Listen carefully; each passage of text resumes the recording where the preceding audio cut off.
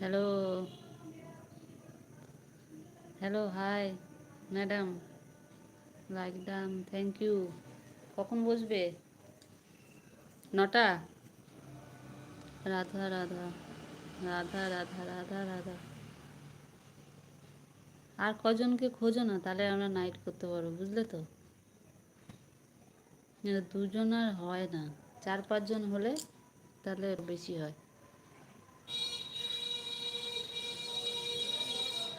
তোমার যদি কেউ থাকে আর 9টায়।